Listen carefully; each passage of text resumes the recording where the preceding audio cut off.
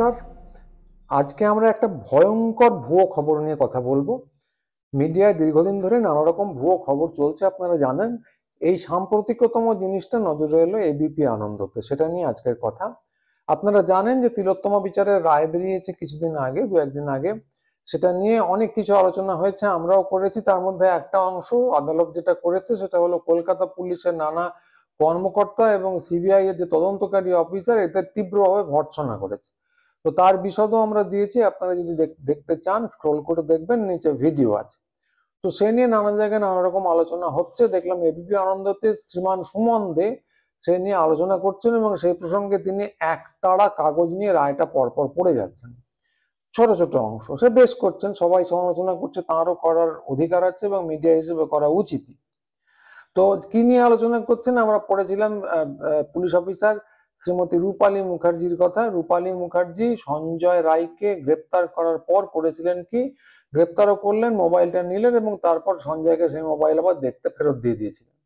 তো এই অদ্ভুত কাজটা কেন করেছিলেন সেটা আমরা জানি না, কিন্তু এই অদ্ভুত কাজটা করার জন্য আদালতের কাছে তিনি তীব্রভাবে ভর্ৎসিত হন, তাকে ভর্ৎসনা করা হয়, সমালোচনা করা হয়, আদালত করেছিলেন। তো কি ভাষায় করেছিলেন সেটা তো আমরা পরে আসবো, কিন্তু আসার আগে আমি দেখলাম যে এবিপি আনন্দতে শ্রী সুমন দে রায়ের এই অংশটা নিয়ে বক্তব্য রাখছেন। তো দেখে দেখে পড়ছেন রীতিমতো। তো সেটা নিশ্চয়ই একটা স্পেশাল কপি ছিল যেটা আমাদের হাতে এসে পৌঁছয়নি। সে রায় দেখে তিনি পড়লেন, হুবহু একদম কোটেশন দিচ্ছি, একদম উদ্ধৃতি দিচ্ছি। "She had tempered the data of the mobile of the accused" বলে উনি আর্তনাদ করে উঠলেন প্রায়। তারপর তার সম্পর্কে তিনি সম্ভাবনার কথা লিখছেন, তদন্তকারী অফিসার সম্পর্কে, that she had tempered the data of the mobile off the accused. আমি বলছি এই সম্ভাবনা, তার আলটেরিয়ার মোটিভ কি ছিল, এ তো বিস্ময়কর। মাননীয় বিচারক শুধু তার মনে সংশয় হয়েছে তা নয়, তিনি জাজমেন্টে জজ সাহেব সেটা লিখেছেন। এই কথাটার মানে কি? অর্থাৎ কিনা রূপালী মুখার্জি ওই সঞ্জয় রায়ের যে মোবাইল, তার ডেটা নিয়ে, তার তথ্য নিয়ে সেটাকে বিকৃত করেছেন। অর্থাৎ কিনা খুব ছোট্ট করে বললে এক কথায় প্রমাণ লোপাট করে দিয়েছেন। তো কথাটা কি সুমন দেব ভুল করে বলেছিলেন? না, ভুল করে নয়। কারণ তিনি কথাটা আরেকবার রিপিট করলেন ওই অনুষ্ঠানেই, এবং আবার কাগজ দেখেই, যাতে সবাই বুঝতে পারে সেভাবেই বললেন। এর পরের বার তিনি কি বললেন, আবার উদ্ধৃতি দিচ্ছি, বললেন যে তার আলটেরিয়ার মোটিভ কি ছিল, that she had tempered the data of the mobile off the accused.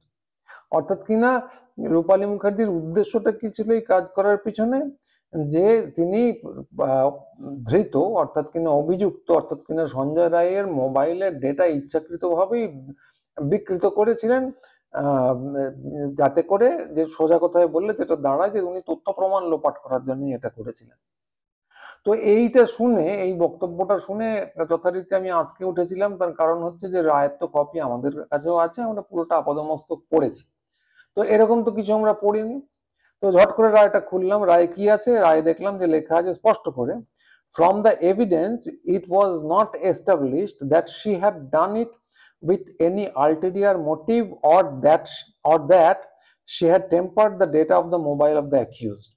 অর্থাৎ কি লেখা আছে আরেকবার পড়ছি, "From the evidence, it was not established that she had done it with any ulterior motive or that she had tempered the data of the mobile of the accused."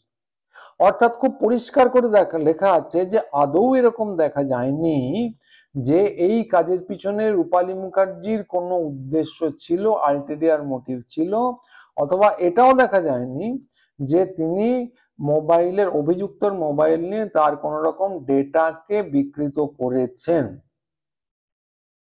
তা আপনারা রায়ের এই অংশটা শুনে কি বুঝলেন? যে সুমন দে যা বলেছেন রায় সম্পূর্ণভাবে ঠিক, তার উল্টো কথা বলছে।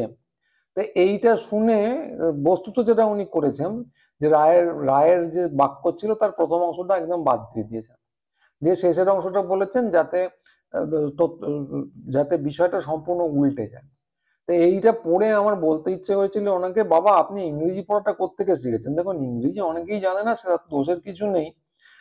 তো সেক্ষেত্রে তারা, আমিও যেমন স্প্যানিশ জানি না, জার্মান জানি না, ইংরেজিও বেশ খারাপই জানি, ভালোও নয় উচ্চারণ, কিন্তু এই যে এটা পড়লাম, এটা পড়ে আমি অর্থ বুঝতে পেরেছি।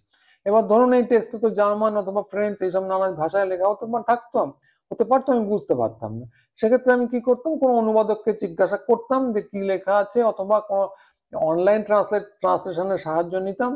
কিন্তু আমি ভাষাটা জানি ভান করে একটা পণ্ডিতি দেখিয়ে ফেলতাম না। তো এই পণ্ডিতিটা আমি যদি আমার বন্ধু বান্ধবের কাছে দেখাতাম তাহলে একরকম, কিন্তু আমি যদি টিভির পর্দায় গিয়ে এই পণ্ডিতিটা দেখাই এবং সম্পূর্ণ ভুল একটা কথা বলি, তারপর খুব একটা গ্রামভারী ভাব নিয়ে বলি যে আমি যা বলেছি সেটাই ভাই ঠিক বলেছি, তো তাহলে লোকে হাসবে।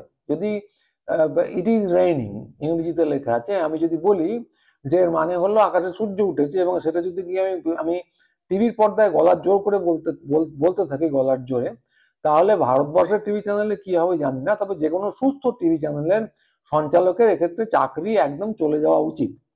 মানে উনি শুধু ভুল করেছেন না, চাকরি চলে যাওয়ার মতো অপরাধ করেছেন। কেন?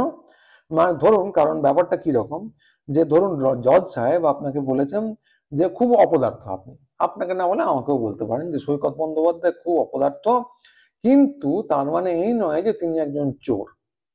তো এইটার অর্থ যদি আপনি সুমনদাকে করতে দেন, তিনি প্রথম অংশটা একদম বাদ দিয়ে দেবেন, তিনি শুধু শেষ অংশটা রেখে বলবেন যে জজ সাহেব বলেছেন সৈকত বন্দ্যোপাধ্যায় একজন চোর। অথচ উনি কিন্তু পুরো বাক্যটা বলেছিলেন যে তার মানে এই নয় যে সৈকত বন্দ্যোপাধ্যায় একজন চোর, তার মানে এই নয় কথাটাকে উনি বাদ দিয়ে দিলেন। তো কথা হচ্ছে যে এটা যদি উদ্দেশ্য প্রণোদিত ভাবে না হয়ে থাকে, তাহলে কি হওয়া উচিত, আগেই বললাম যে এর নিয়ে হাসির বন্যা বওয়ানো উচিত সারা পৃথিবীর সমস্ত দিকে যারা বাংলা চ্যানেল দেখেন, এবং চ্যানেল কর্তৃপক্ষ যদি মিনিমাম কাণ্ডজ্ঞান সম্পন্ন হয় এই ভদ্রলোককে আর দ্বিতীয়বার সঞ্চালনা করতে দেবেন না। কিন্তু খুব সম্ভবত সেটা হবে না, ফলে আমাদের সন্দেহ থাকে, কারণ এরপরে উনি আরো অনুষ্ঠান করে চলেছেন, দেখতেই পাচ্ছি। তো ফলে এই যে ছাগল দিয়ে ঘন্টাখানেক লাঙল চাষ, এটা কিন্তু চলতেই থাকবে। ফলে খুব সন্দেহ করার কারণ আছে যে এটা উদ্দেশ্য প্রণোদিত। তাহলে উদ্দেশ্য প্রণোদিত হলে প্রশ্ন করতেই হবে যে বারবার ভুল খবর চলার জন্য কি বলা উচিত এই চ্যানেলকে, এই চ্যানেলদের, এবং এর আলটেরিয়ার মোটিভ অর্থাৎ উদ্দেশ্যটা আসলে কি। উদ্দেশ্যটা কি সরাসরি সেটা আমরা জানি না, প্রশ্নের উত্তর আমাদের কাছে নেই, কিন্তু এই তথাকথিত সংবাদ মাধ্যমকে এই প্রশ্নগুলো আপনারা করুন, এটাই আমরা চাই। তো আজকের ভিডিও এই পর্যন্তই। নমস্কার।